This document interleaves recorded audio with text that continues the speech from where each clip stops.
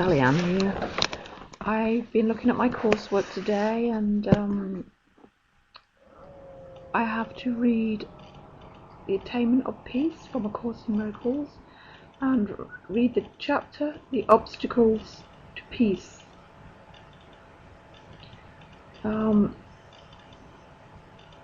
It suggested that it might be good to listen to it as a meditation over and over. I don't have a meditation, so I've decided to record myself reading it, and I will record it in 4 parts. Because the obstacles to peace comes in four obstacles: part A, part B, part C, and part D. I just made the mistake of trying to record this in one hit, but it's too much and it's too rushed, and so I'm just going to read straight. The Obstacles to Peace. This is section A.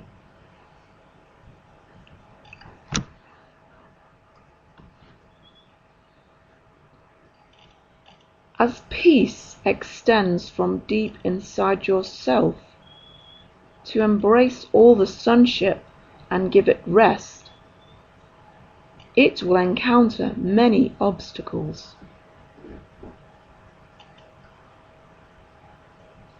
Some of them you will try to impose. Others will seem to arise from elsewhere,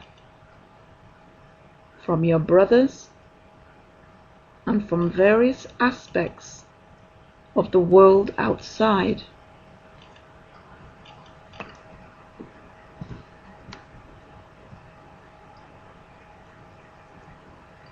Yet peace will gently cover them, extending past, completely unencumbered.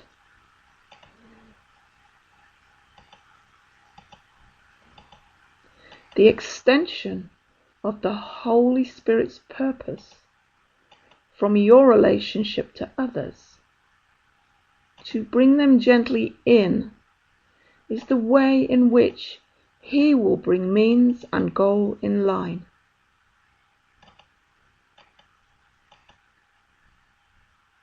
The peace He lay deep within you and your brother will quietly extend to every aspect of your life, surrounding you and your brother with glowing happiness and the calm awareness of complete protection.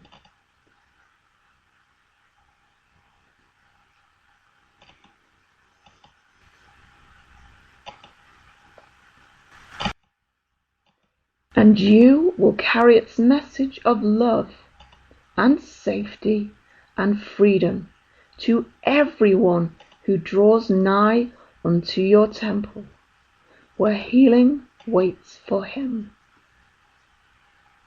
You will not wait to give him this, for you will call to him, and he will answer you, recognizing in your call the call for God, and you will draw him in and give him rest, just as it was given you.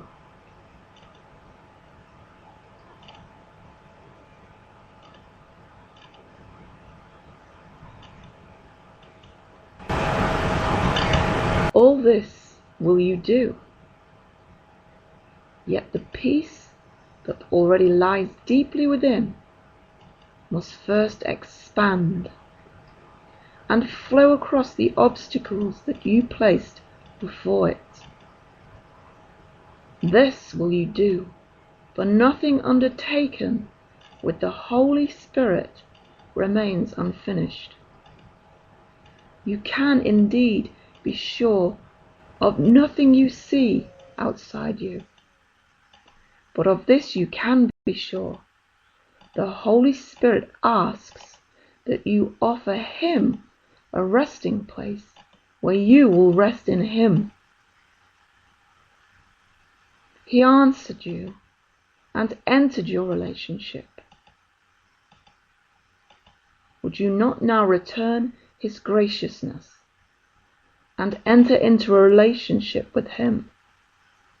For it is he who offered your relationship the gift of holiness, without which it would have been forever impossible to appreciate your brother.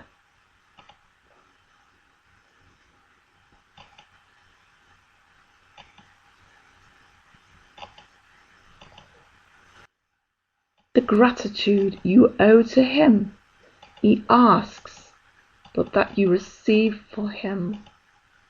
And when you look with gentle graciousness upon your brother, you are beholding him. For you are looking where he is, and not apart from him.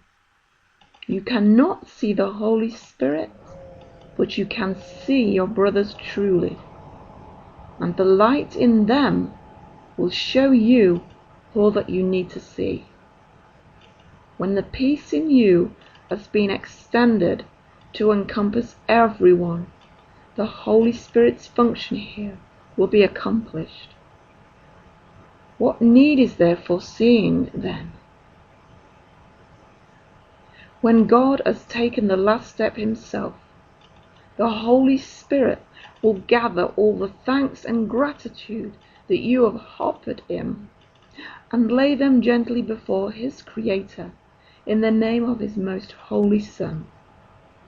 And the Father will accept them in his name. What need is there of seeing in the presence of his gratitude?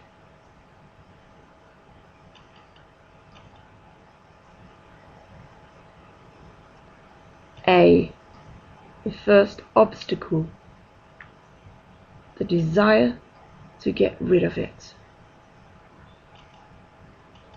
The first obstacle that peace must flow across is your own desire to get rid of it,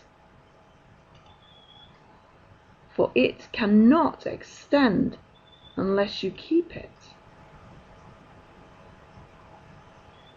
You are the center from which it radiates outward to call the others in. You are its home, its tranquil dwelling place from which it gently reaches out, but never leaving you.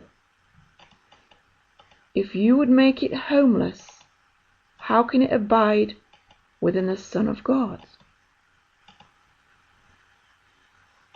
If it would spread across the whole creation, it must begin with you and from you.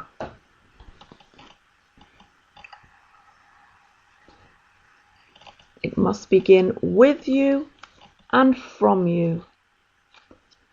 Reach to everyone who calls and bring him rest by joining you.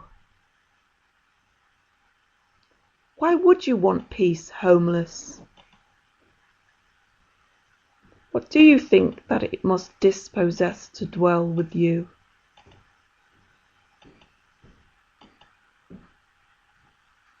What seems to be the cost you are so unwilling to pay? The little barrier of sand still stands between you and your brother. Would you reinforce it now? You are not asked to let it go for yourself alone. Christ asked it of you for himself. He would bring peace to everyone, and how can he do this except through you? Would you let a little bank of sand, a wall of dust, a tiny seeming barrier stand between your brothers and salvation, and yet this little remnant of attack you cherish still against your brother is the first obstacle the peace in you encounters in its going forth? This little wall of hatred would still oppose the will of God and keep it limited.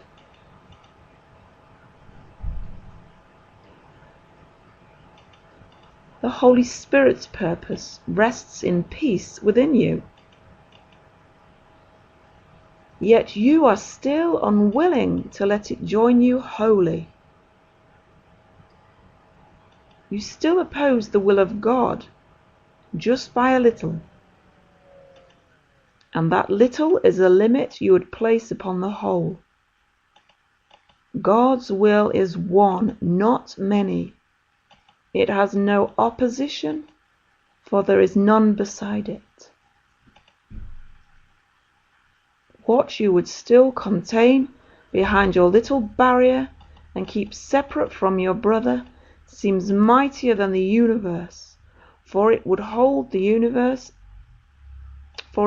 back the universe and its creator. This little wall would hide the purpose of heaven and keep it from heaven. Would you thrust salvation away from the giver of salvation? For such have you become. Peace could no more depart from you than from God.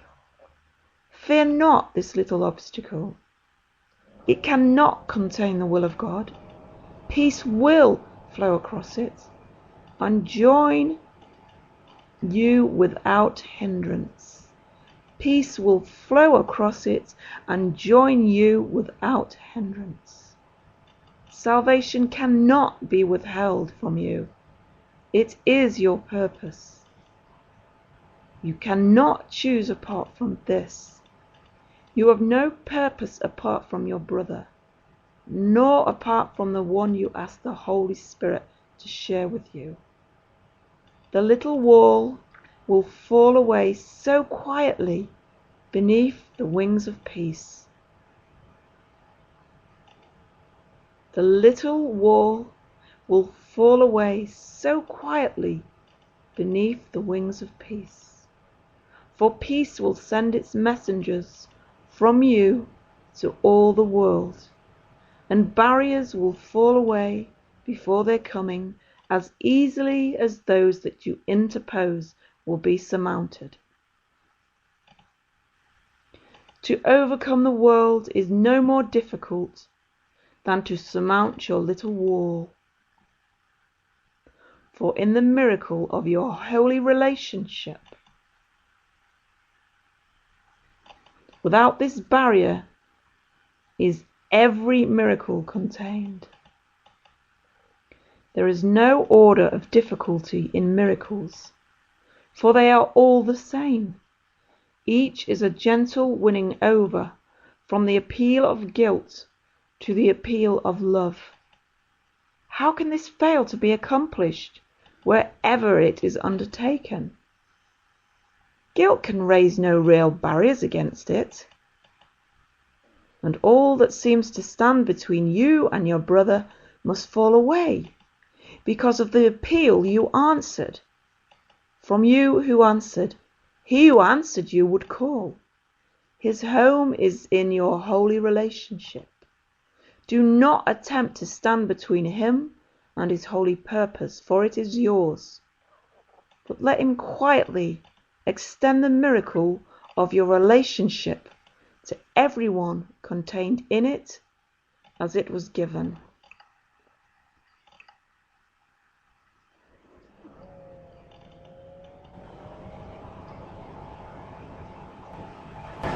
There is a hush in heaven, a happy expectancy, a little pause of gladness in acknowledgement of the journey's end. For heaven knows you well, as you know heaven well. No illusions stand between you and your brother now. Look not upon the little wall of shadows. The sun has risen over it. How can a shadow keep you from the sun? No more can you be kept by shadows from the light in which illusions end. Every miracle is but the end of an illusion. Such was the journey, such its ending. and in the goal of truth which